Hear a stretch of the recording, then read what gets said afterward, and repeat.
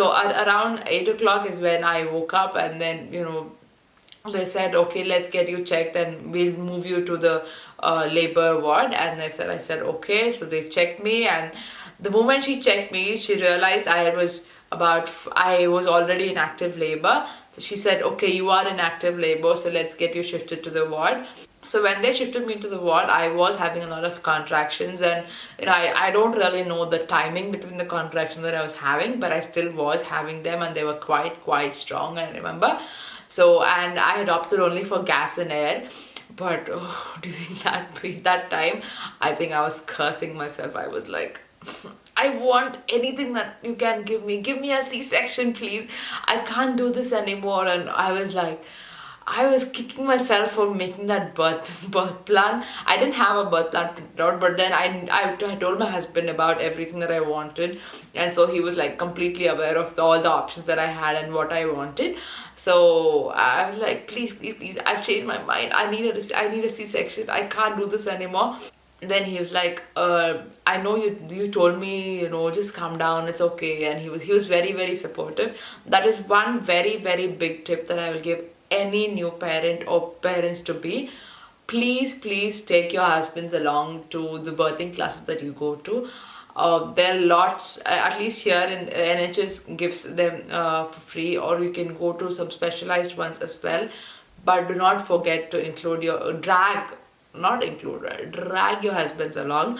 So my husband kind of wanted to come, so I didn't have to do too much of persuasion. So we went along for the birthing class, and so that's how he knew about a lot of things, how what to expect next, and just a theory though, yeah. But even that helped. I think it helped huge.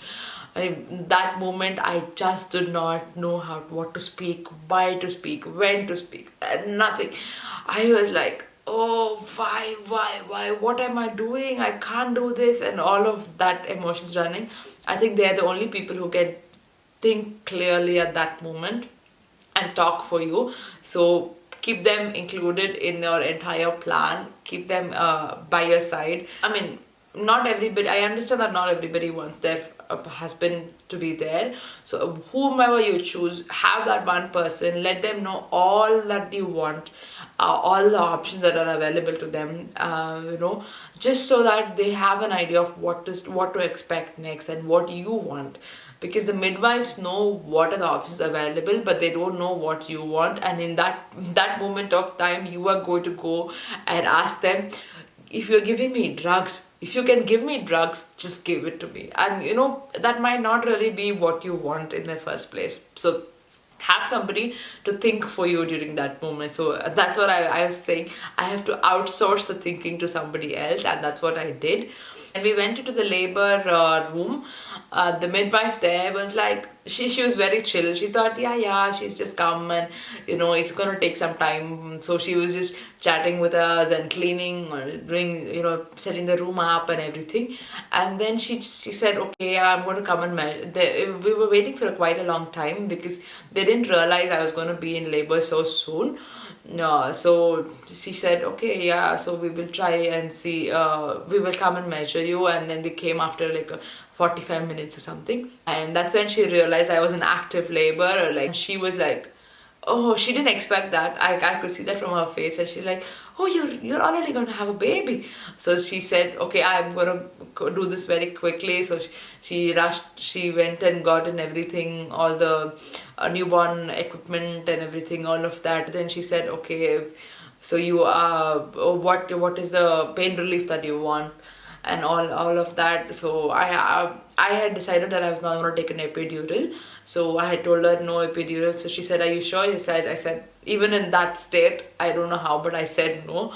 But by the end, I think I was cursing myself for having said no, but I said no anyway. I said I want gas and air, and I got gas and air. And then gas and air is very, I think it's a thing that you feel like you have, it gives you control, but you don't really have a control over it. You know what I mean? Like, you feel like you're in control. That's how you like you can put it if you want, or you can take it out if you want. Giving that control is what makes it an effective pain relief, in my opinion. I mean, because I hadn't had anything else, I just had gas and air, but it kind of was okay. I mean, it was paining like crazy, but I somehow got through it. So around 3:30 is when I had my baby. So for the first time, mom, she said it was a very, very short labor that I had. I was very, very exhausted, yes. But also I was very excited to see this little one in my hand. I had asked for skin to skin bonding immediately after the baby is born, even without cutting the cord. So immediately when she took the baby out, she put him on me, and he was just so, I mean, I know everybody says like magical and everything, but for me it was just an experience which I can't for the life of me explain. It was just a different feeling. And when I looked at him, he still had his eyes like partially closed, and I was like, oh, is he my baby? I couldn't believe it.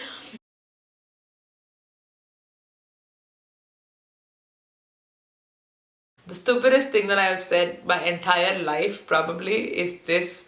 And I said the baby peed on me, and I said, he's peeing. And my midwife said, yeah, he's peeing. So I'm like, yeah, he peed on me. And that's when I realized that was the first of many to come. No, my little one did not really pee too much on me, but yeah, and that and in hindsight is the stupidest thing that I've ever said in my entire life. So my little one came really fast because it was that short span.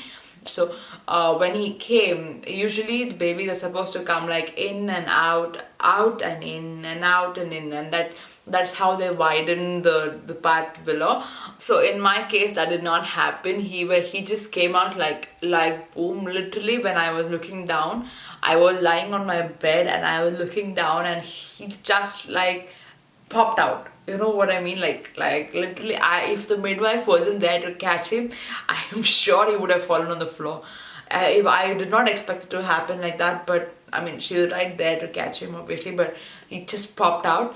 And because of that, I did have some tears as well. I did have a third degree tear, but that is a whole another story of how I recovered from the degree tear. But so because I had a tear, they had to get somebody to stitch me up.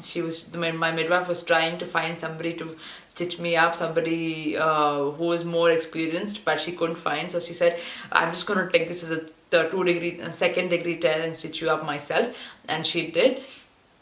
Because I was losing quite a lot of blood at that point, so she just stitched me up. And so after that, then they took him and cleaned him and changed him and put him in a nappy and everything, and then brought him back. And then I asked for a breastfeeding consultant, and somebody was sent in because I had no idea how to breastfeed. I had seen videos and everything, but on doing it on your own you can't. So I had asked for a breastfeeding consultant, and she came in, and we were trying to latch him on. So that's a whole another story about how I breastfed my baby. But so even after I had the baby, I was still in the labor ward because I had lost a lot of blood, and I was pretty weak as well. I had tried to wake up from the bed and go to the bathroom, after a couple of hours after my labor, and I collapsed. So I like completely collapsed, and then they had to call in a lot of doctors. When I woke up, all I could see was like so many faces, and I was like, I didn't know where I was. I was just so like, I just didn't know where I was.